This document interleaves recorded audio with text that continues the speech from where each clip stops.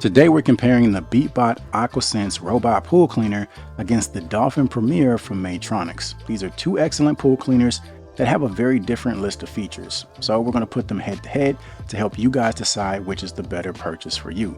First off, let's talk price. The Beatbot AquaSense comes in at $12.99, and as of this video, there's a $260 coupon, which takes the price closer to $1,000.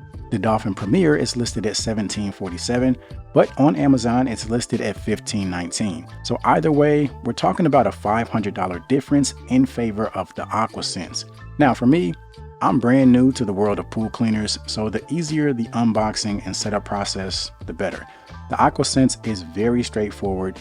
It's literally the robot, the charging dock, and a retrieval hook. All you got to do is throw the feet on the charging dock, plug it in, let the robot charge, and after that, you're pretty much ready to go. There's only 3 buttons to choose from. You have the power button, you have the quick mode button, which focuses on the floor, and then you have the standard mode button, which focuses on the floor and then the walls.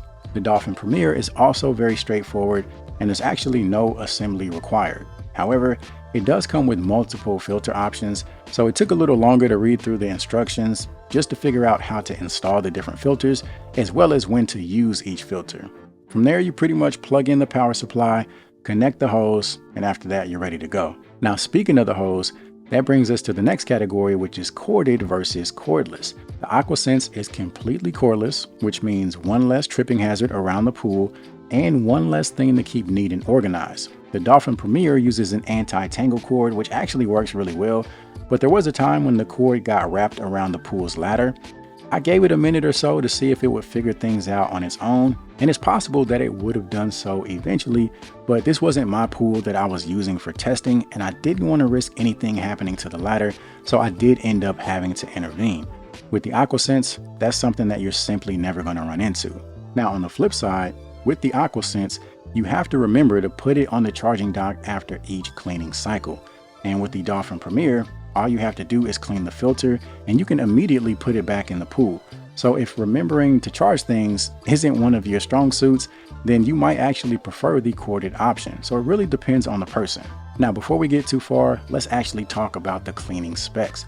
The AquaSense has a total of 3 motors with a brushless main pump motor offering a suction rate up to 5,500 gallons per hour.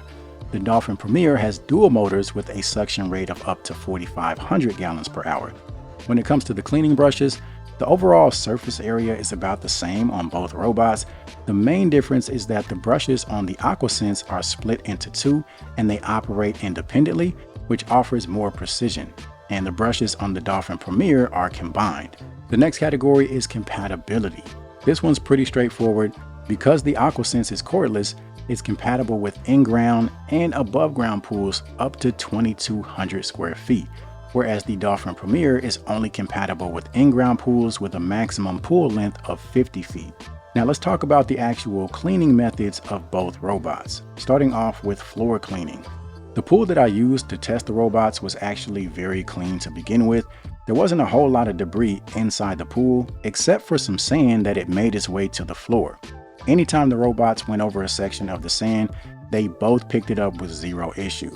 But there are some differences in their cleaning approach. The AquaSense is much more calculated. It uses a path optimization algorithm for better coverage and efficiency.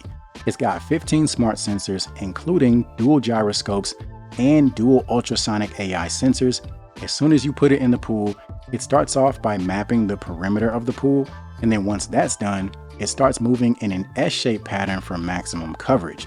The cleaning path of the Dolphin Premiere, it seemed to be a lot more random. Now to be fair, with a few cleaning cycles, I'm almost 100% sure that it would clean the entirety of the pool. I just think the AquaSense does it in a more efficient manner. And it's pretty much the same thing when it comes to waterline cleaning. The AquaSense uses an N-shaped pattern for maximum coverage. It also focuses on one thing at a time. So it focuses on cleaning the floor and then moves on to the walls. Whereas the Dolphin Premiere just kind of does everything at once, which again, I think is less efficient. Another thing I noticed is that the Dolphin Premiere occasionally struggled with the curves of the pool wall surface. It didn't happen often, but there was once or twice I noticed it fall when it was on an uneven surface. With the AquaSense, there was never a time it wasn't able to stay attached to the wall. Now, when you're running the AquaSense, they recommend turning off your pool circulation. So the only time the AquaSense didn't stay on the wall is when it tried cleaning over the circulation pump while the pump was still on. And this was more so just an experiment on my part to see what would happen. And basically, after it fell off the wall, the gyroscopes kicked in, the robot was able to turn itself right side up, and eventually it made its way back to the wall exactly where it was prior to falling off, which I thought was pretty impressive. And this time around, I turned the pump off and it had no issue cleaning right over it. Now, when it comes to cleaning each robot's filter, they're both very straightforward. But there is one thing that stands out, and it's that the AquaSense filter is accessed from the top, whereas the Dolphin Premiere filter is accessed from the bottom. So it's a lot more convenient on the AquaSense, and you can actually do it with just one hand. Both filters are easy to clean. Basically take a hose, spray them down, clean them out really good, and then they're ready to reinstall. Now, after each robot is done doing its thing, there comes a point when you have to remove them from the pool. And with the AquaSense, it actually has a feature called waterline parking. So once the cleaning cycle is done, it will park itself on the wall for a few minutes so that you can easily remove it from the pool. With the Dolphin Premiere, I actually had to use the hook that came with the Beatbot AquaSense to reach down and fish it out of the pool.